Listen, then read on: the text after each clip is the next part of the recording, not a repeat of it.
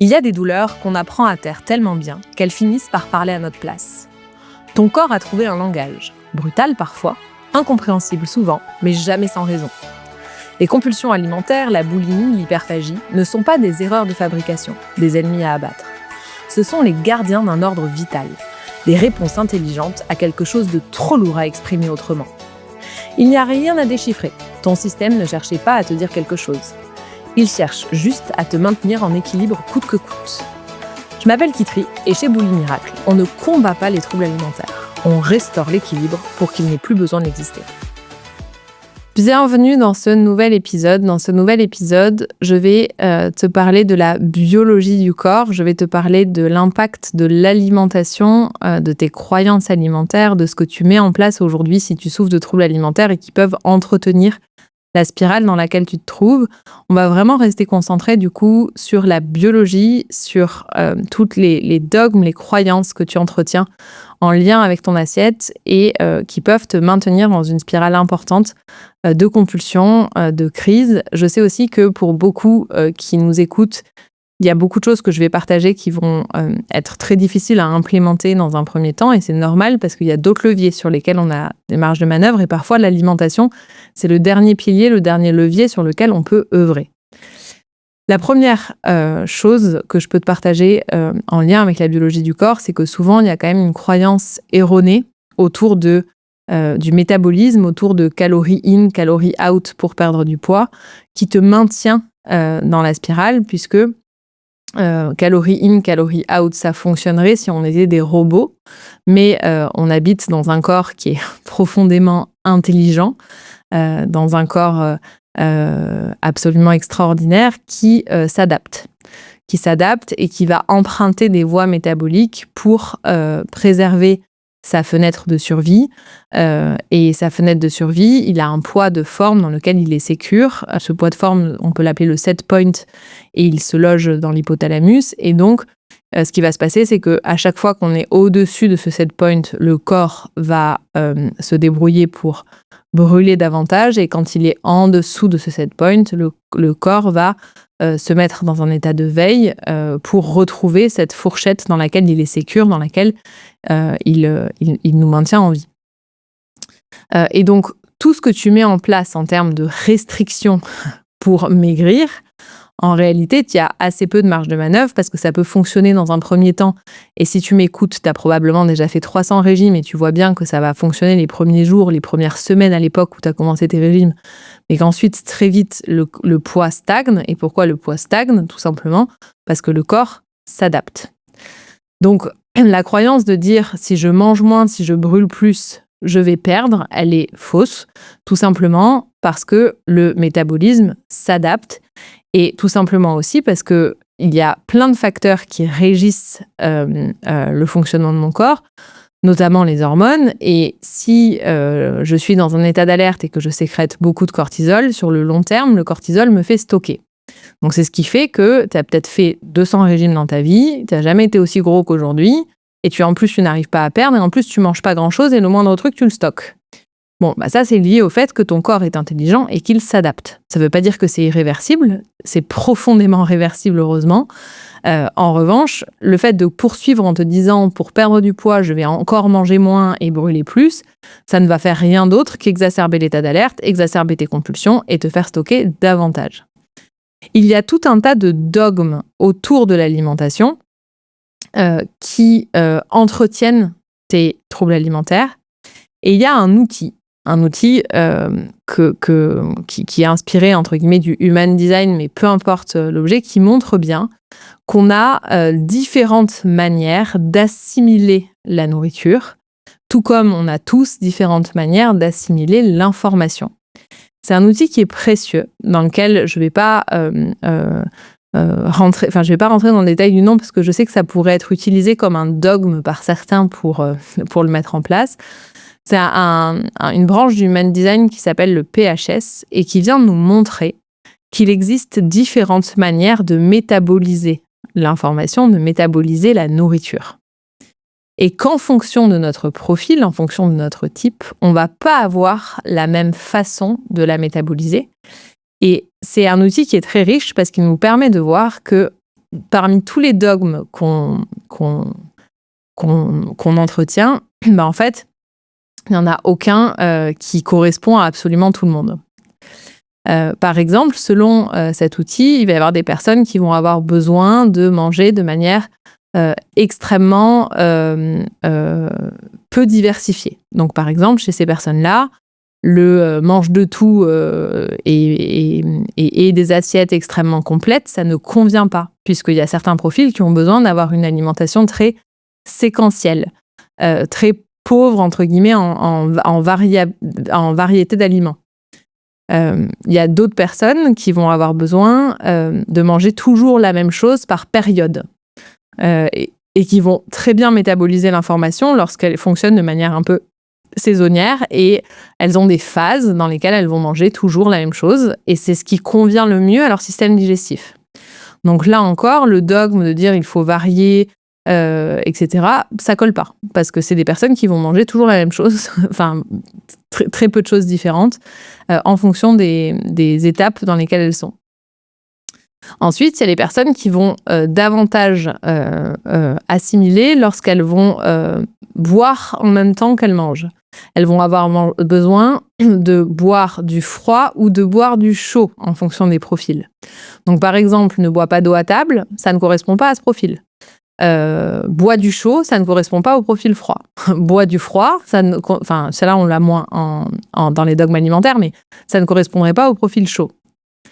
Ensuite, il y a les profils qui ont besoin de manger de manière extrêmement fractionnée dans la journée, qui vont très mal supporter le jeûne, qui vont avoir besoin de manger de manière très régulière. Et ces profils-là, du coup, tout ce qui est jeûne intermittent à la mode en ce moment, ça ne fonctionne pas pour eux. À l'inverse, il y a des profils pour qui le jeûne est extrêmement salvateur. Il y a des profils qui vont être sensibles à la luminosité, à la lumière, pour digérer les aliments. Et donc, les profils qui vont être sensibles à la lumière, ils vont gagner à manger au moment où il fait jour et à moins manger le soir. Mais il y a d'autres profils qui vont être sensibles à l'obscurité. Et donc, les profils qui sont sensibles à l'obscurité, au contraire, ils gagnent à manger davantage le soir qu'en journée. Donc, le dogme de dire il faut manger léger le soir ne fonctionne pas pour ces profils-là. Il y a les profils qui vont avoir besoin d'être dans une ambiance sonore.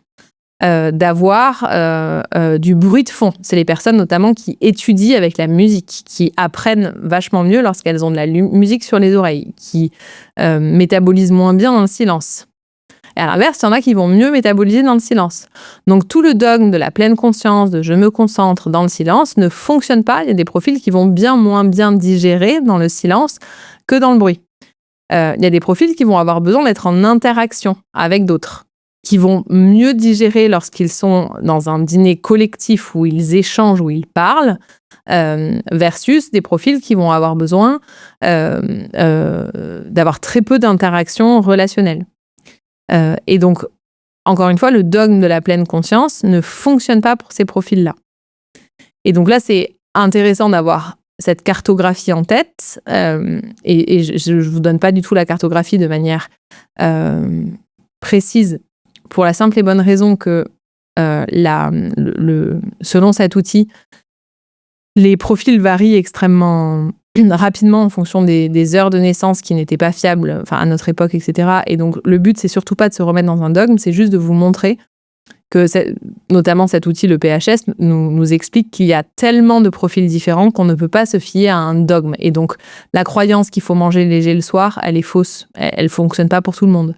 La croyance qu'il faut le manger très varié, très diversifié, elle ne fonctionne pas pour tout le monde. La croyance qu'il faut manger en silence, elle ne fonctionne pas pour tout le monde. Et donc, l'idée, c'est de pouvoir, à terme, retrouver son propre mode de fonctionnement, son propre mode alimentaire. La manière de s'alimenter qui va être juste avec qui on est et non pas avec ce que l'on croit être bon parce qu'on l'a lu quelque part.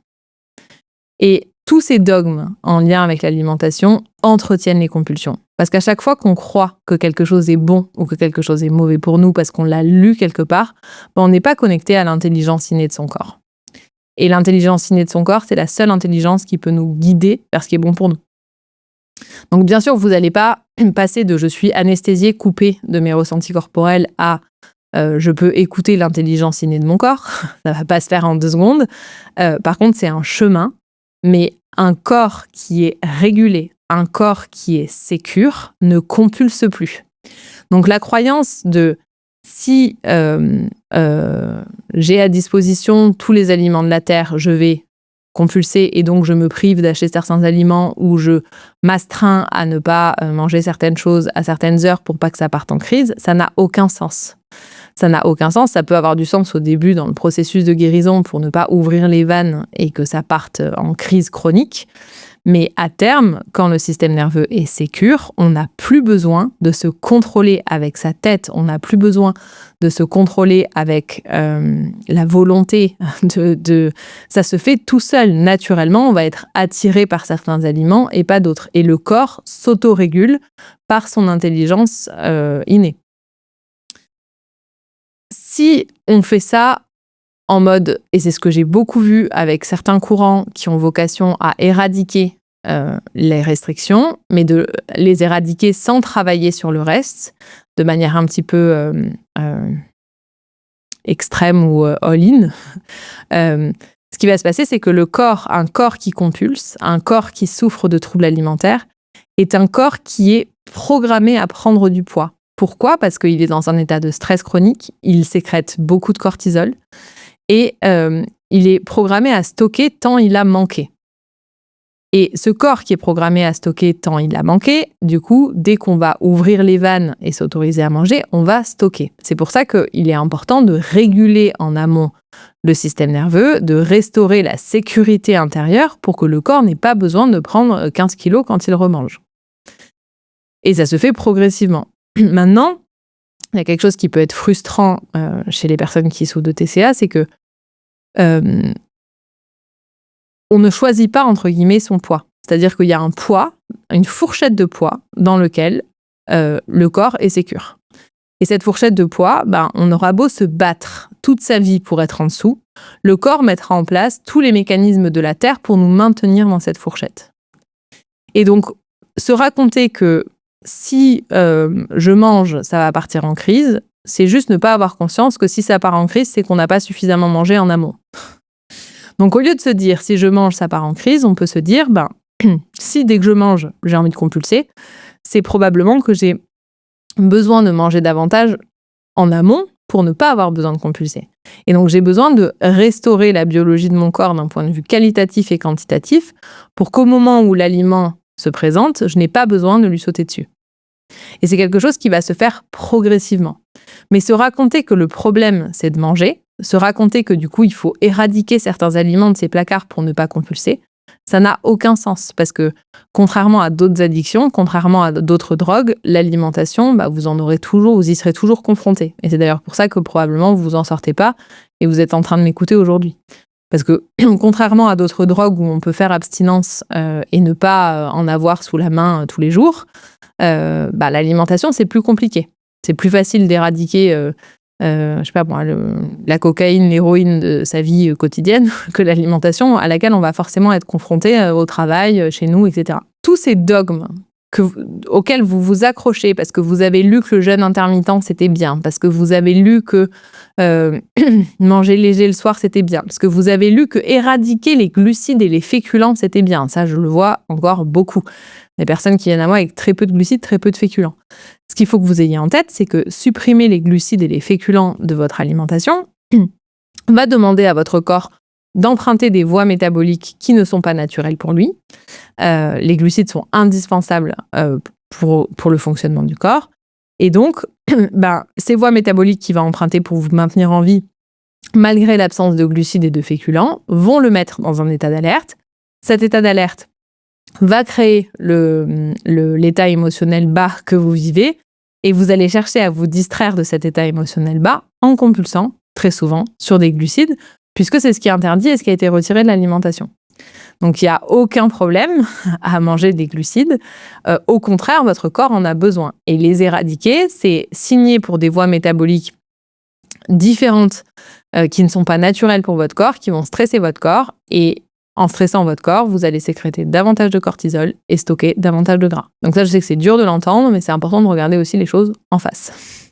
Et même si vous avez lu des livres merveilleux sur l'absence de sucre, etc., les régimes cétogènes ou pauvres en glucides, ils ont un sens que sur de courtes périodes et en lien peut-être avec un événement sportif ou une fonction particulière sur de courtes périodes. C'est pas des régimes qui peuvent se tenir sur la durée dans le temps parce que le corps en a besoin, en fait. Et comme le corps en a besoin, il va compulser dessus pour retrouver ce dont il a besoin et qu'on ne lui donne pas. C'est valable pour tout.